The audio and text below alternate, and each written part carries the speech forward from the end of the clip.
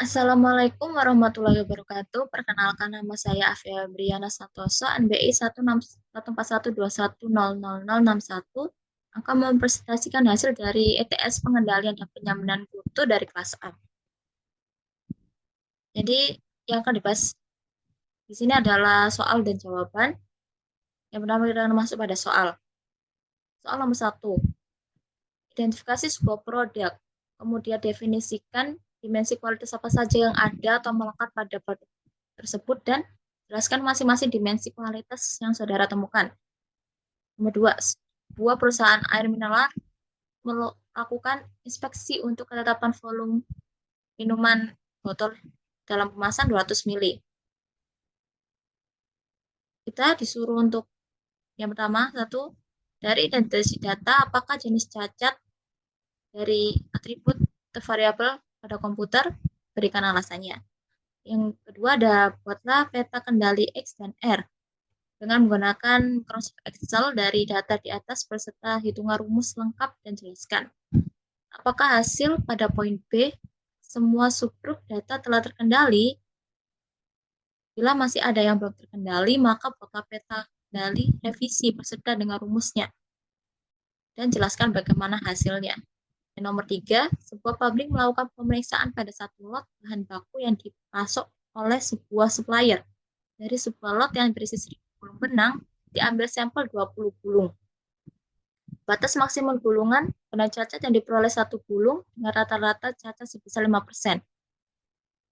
Lalu tentukan beberapa probabilitas lot yang akan diterima, itu dengan rumus PA sama dengan B dalam kurung D lebih kecil sama dengan C, banding mu sama dengan P dalam kurun D lebih kecil 1 banding 1.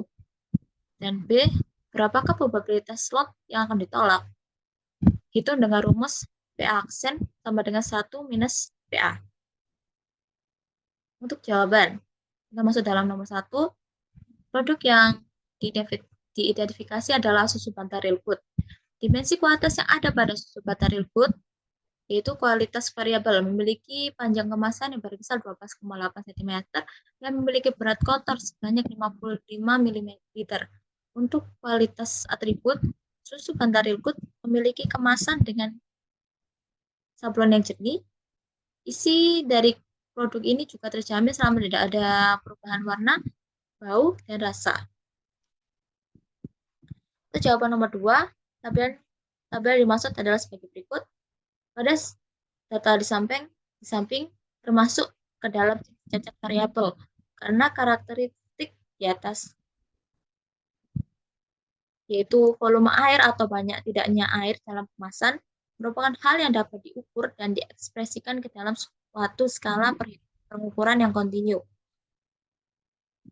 Untuk jawaban nomor 2B, rumusnya sebagai berikut, yaitu untuk membuat peta kendali X dan R atau batas atas dan batas bawah, yaitu sigma X sama dengan 7.848,9. Ini diambil dari jumlah seluruh data yang ada. Lalu sigma X kuadrat sama dengan 61.589.534,4. Lalu untuk sigma XI kuadrat sama dengan 1.540.038.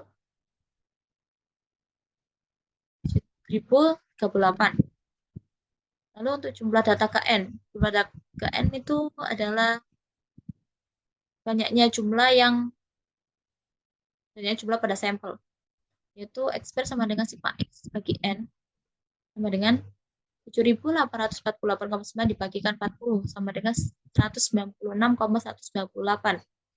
S-nya yaitu akar pangkat N dikalikan sigma X kuadrat dikurangi sigma X kuadrat dibagikan N dikalikan N minus 1 sama dengan akar pangkat 40 dikalikan 1.540.038 dikurangi 61.589.534,4 dibagikan 40 dikalikan 39 sama dengan 2,77. Tingkat keyakinan atau K sama dengan 2 dengan rumus X atau batas atas X bar ditambahkan K dikali sigma sama dengan 196,198 ditambahkan 2 dikali 2,7. Hasilnya yaitu 201,54 untuk batas bawahnya atau R sama dengan X bar dikurangi K dikalikan sigma yaitu 196,198 dikurangi 2 dikali 2,77 hasilnya 190,46.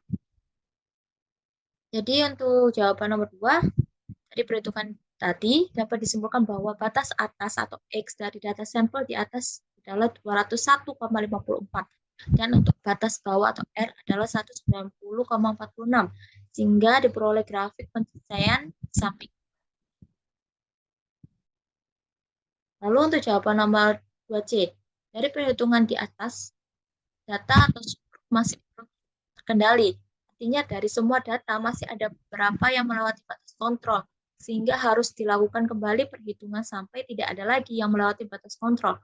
Dalam perhitungan atau data-data tersebut mengalami beberapa eliminasi, sehingga tersisa data seperti di bawah ini. Jadi, data ini sudah dilakukan eliminasi sebanyak 3 kali.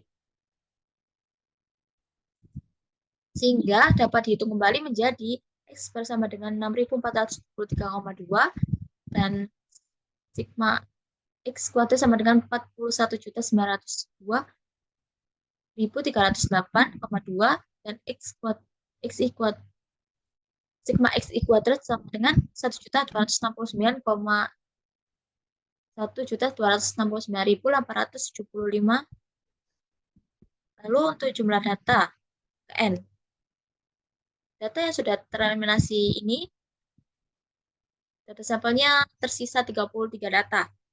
Jadi, X bar sama dengan sigma X bagi N sama dengan 6.473,2 dibagikan 33 sama dengan 196,198.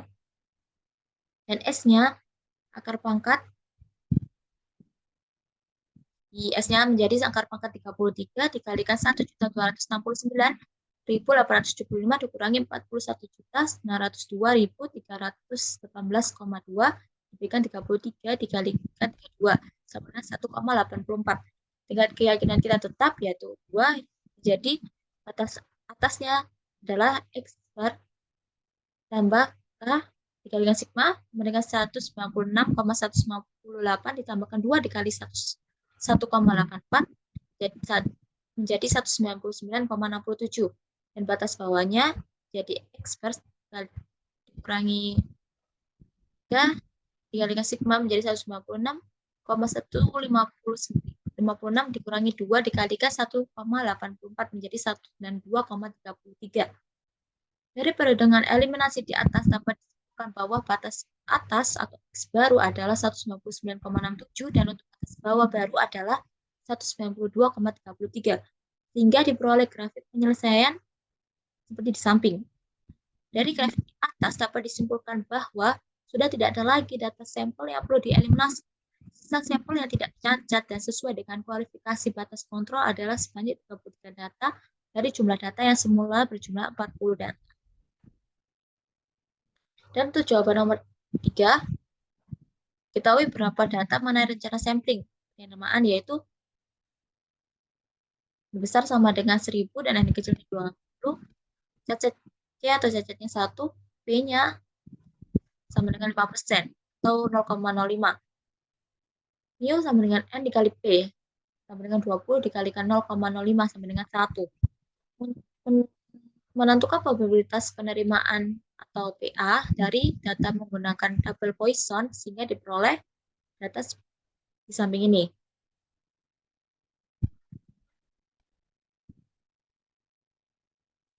Jawaban nomor 3A dan 3B. Probabilitas penerimaan lot berdasarkan rencana sampling yaitu PA sama dengan P dalam kurung D kurang dari sama dengan 1/1 sama dengan 0,736. Ini diambil dari data Poisson yaitu 0,05 sama dengan 0,736. Artinya jika ada 20 sampel yang diambil, maka Kemudian sampel yang diterima adalah 20 dikalikan 0,736 sama dengan 14,75 atau 15 sampel. Dan probabilitas lot yang ditolak berdasarkan rencana sampling adalah PA aksen sama dengan 1 minus PA sama dengan 1 dikurangi 0,36 sama dengan 0,264. Artinya jika ada 20 sampel yang diambil, maka kombinasi sampel yang ditolak adalah 20 kali 0,264 sama dengan 4,28 atau 5 sampel. Sekian dari presentasi saya mengenai ETS, pengendalian dan penjaminan mutu dari kelas A.